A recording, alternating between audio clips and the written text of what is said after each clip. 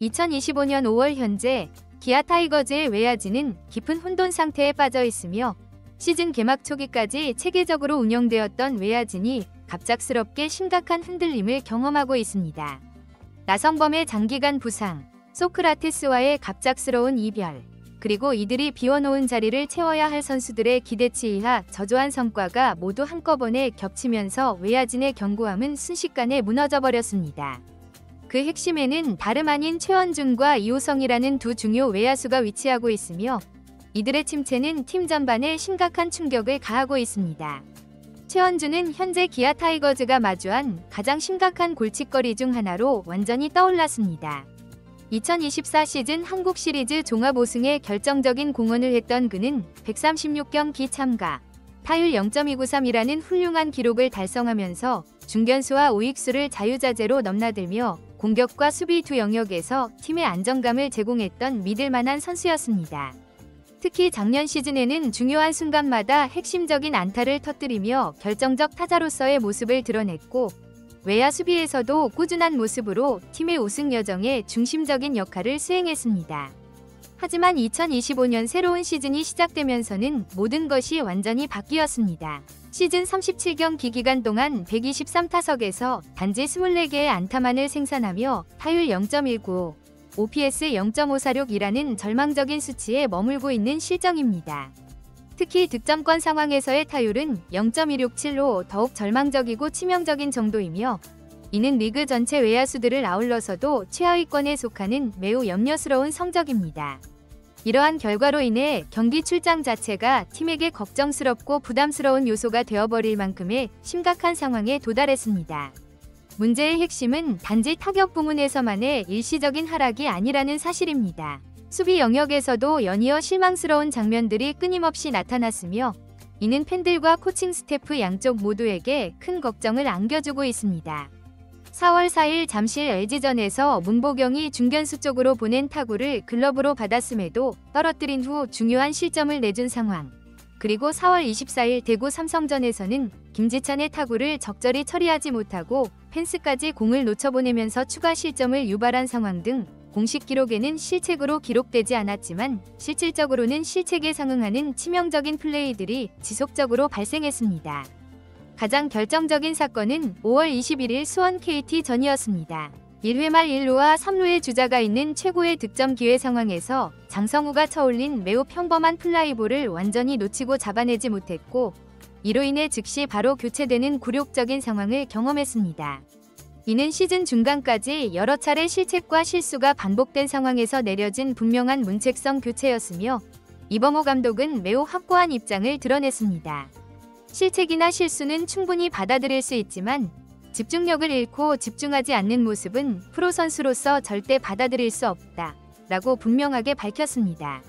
이범호 감독은 원준이가 올해 이호성보다도 훨씬 더 고된 시즌을 겪고 있는 것 같다 라고 분석하면서 특별히 빗나가는 타구들이 유독 많으며 정신적으로 매우 복잡하고 혼란스러워 보인다 라고 세부적으로 설명했습니다. 실제로 그는 퓨처스 리그에서 총 10일간의 재정비 기간을 거치며 컨디션 복구를 시도했으며 1군 복귀 직후에는 홈런을 날리며 회복 징조를 나타냈으나 그마저도 일시적인 현상에 지나지 않았습니다. 올 시즌이 마무리된 후 최원준은 자신의 야구 생애에서 처음으로 FA 자격을 취득하게 되며 이는 그의 선수 생활에서 가장 중요한 변환점이 될 수 있는 상황입니다. 이범호 감독 역시 현역 시절 FA를 직접 체험한 인물로서 FA를 앞둔 선수들이 느끼는 정신적 압박감과 부담감을 잘 파악하고 있습니다. 마음이 쓰이는 것은 자연스러우며 잘해보려는 욕심이 오히려 독이 될 수 있다 라고 충고했습니다. FA를 앞둔 선수로서의 부담감이 현재의 부진에 상당한 영향을 주고 있는 것으로 분석됩니다. 이호성 또한 기대했던 수준에 미치지 못하는 저조한 성과로 외야진의 또 다른 중요한 기둥을 흔들고 있습니다. 지난 시즌 후반기부터 점차적으로 출전 기회를 확대해가며 뛰어난 잠재력을 드러냈고 나성범과 소크라테스의 부재 속에서 자연스럽게 팀의 핵심 외야수로 떠올랐습니다. 많은 팬들과 전문가들이 그의 성장을 기대했지만 현실은 예상과 달랐습니다. 2025년 시즌 초기부터 그의 배트는 완전히 얼어붙었으며 5월까지도 타율은 2할대 초반을 탈피하지 못하고 있고 출루율과 장타율 역시 평균 이하입니다. 특히 결정적인 득점 기회에서 침묵하거나 스트라이크 아웃으로 물러나는 모습이 반복되면서 벤치의 신뢰도 점차 상실하고 있습니다. 이러한 상황은 단순히 개인의 문제를 넘어서 팀 전체의 공격력에 큰 영향을 미치고 있습니다. 이우성의 수비 능력 또한 심각한 문제점으로 지적되고 있습니다. 기본적인 신체 능력과 어깨 강도는 리그 평균을 상회하는 수준이지만 타구 판단 능력과 순간적인 반응에서 불안한 장면들이 자주 나타났습니다. 경기 후반 승부처에서 그를 수비로 투입하는 것조차 어려운 상황이 빈번하게 발생하고 있으며 결과적으로 교체 요원으로서의 가치도 현저히 줄어들고 있습니다.